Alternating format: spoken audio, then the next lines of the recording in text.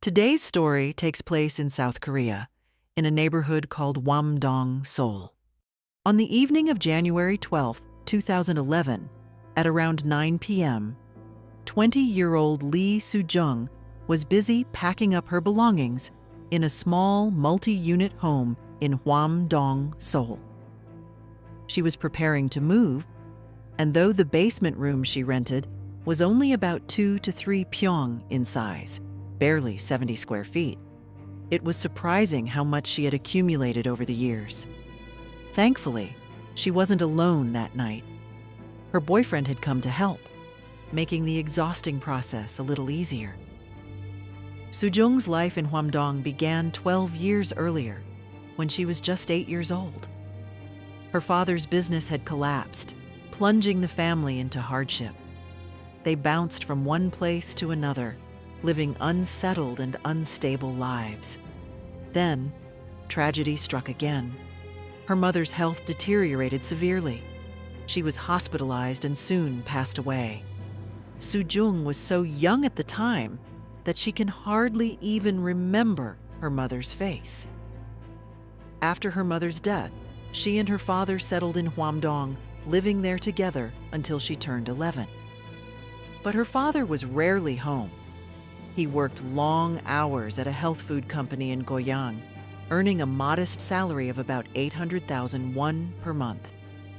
To make ends meet, he also picked up day labor jobs. Because of this, he visited only once or twice a month, stopping by to drop off some living expenses and rent money. But as time passed, his visits became less frequent, until eventually he stopped coming altogether. At just 11 or 12 years old, Soo-jung was left completely on her own in the tiny basement room. Neighbors, touched by her situation, sometimes stepped in to help. They brought her rice, side dishes, or other small necessities to keep her going. When she finally turned 16, old enough to work legally, Soo-jung got a part-time job at a convenience store. From then on, she survived on her own income. For a while, her father would still call occasionally. But by 2010, even that stopped. Their contact was so completely severed that it nearly warranted a missing persons report. Thinking back on those years is heartbreaking. Despite being abandoned, Soo-jung fought hard to survive. She worked tirelessly, but covering rent alone was still a constant struggle. By 2011, at just 20 years old, she made the difficult decision to leave the one-room basement she had called home for 12 years. She planned to move into a cheaper place to lighten the burden. She couldn't afford a moving service, so she carried her belongings herself, trip by trip. After days of packing and hauling, she was nearly finished. It was at that moment, when her long, difficult move was almost complete, that everything changed. As Soo-jung paused to catch her breath, her eyes fell on a cardboard box tucked away in the corner of the tiny room. It had been there ever since she and her father first moved in, 12 years earlier. The box measured about 50 centimeters wide and a meter tall. Before leaving her years ago, her father had made one thing clear: never open this box. Soo-jung had honored that request faithfully for 12 long years. But now, with the move underway, she had no choice. The box would have to be dealt with. When she tried to lift it, she was shocked by how heavy it was. Even with her boyfriend's help, the two of them could barely budget. Finally, they decided the only option was to open it and divide up the contents to make it easier to carry. For the first time in 12 years, the box was unsealed, along with the terrible secret it had been hiding. It wasn't just taped shut. Every edge of the box had also been sealed tightly with silicone. After stripping it all away, Soo-jung opened the box. A foul stench immediately filled the room. Inside were thick layers of vinyl wrap and silver insulation sheets. She pulled them out one by one until she saw something else. Something tightly wrapped in a blanket. Confused, she leaned closer. That's when she noticed a piece of flesh-colored material peeking out from beneath the fabric. Startled, Soo-jung panicked and slammed the box shut. Terrified, she couldn't bring herself to check further. Instead, she sought help from the only adult she trusted, the landlord. When the landlord arrived, he too inspected the box. Suspicious and unsettled, he called Soo-jung's father directly. "Hello? Soo-jung is moving out and we found this box. The smell is awful. What on earth did you put inside?" On the other end of the line, 51-year-old Mr. Lee seemed flustered and evasive. "Oh, what did I put in there again?" He stumbled over his words, then quickly cut the call, saying he was busy. When the landlord tried calling back, Mr. Lee refused to answer. Sensing something was terribly wrong, the landlord contacted the police. Soon, officers arrived on the scene. They carefully unpacked the box, peeling away more than 10 layers of blankets. Inside was the body of a woman. That box had sat in the same spot in Soo-jung's tiny one-room apartment for 12 years, which meant the victim had likely been dead for at least that long. By all logic, 12 years should have been more than enough time for the body to have fully decomposed. Yet something was strange. The corpse inside the box was remarkably well preserved, almost mummified. It was at that moment that investigators noticed something else. Visible stab wounds on the victim's face and around her neck. Because the body had been so well preserved, these injuries could still be identified by the naked eye. The victim had suffered damage to a major artery in her neck and was believed to have died from massive blood loss. The lack of blood inside the body supported this. Ironically, the very measures taken to conceal the corpse had helped preserve it. The airtight ceiling, layers of blankets, plastic wrap, and silicone prevented air from entering, allowing the body to remain intact for over a decade. And then came the shocking discovery. Fingerprint analysis confirmed that the victim was none other than Mrs. Yoon, Soo-jung's mother, who was said to have died at the age of 39, 12 years earlier. The revelation was devastating. For all those years, Soo-jung had lived in the same tiny room, unknowingly sharing the space with her mother's hidden corpse. The damp, moldy smell of the basement had masked any odor of decay, and clutter piled on top of the box had kept her from paying it any attention. When Soo-jung learned the truth, she was overwhelmed with guilt. Her mother had been right there, beneath the box, all along. Then, a memory came back to her. She faintly recalled a night in mid-June of 1999, just before they moved to Hwamdong. She had seen her father sealing that very box with layers of tape late at night. The circumstantial evidence was clear.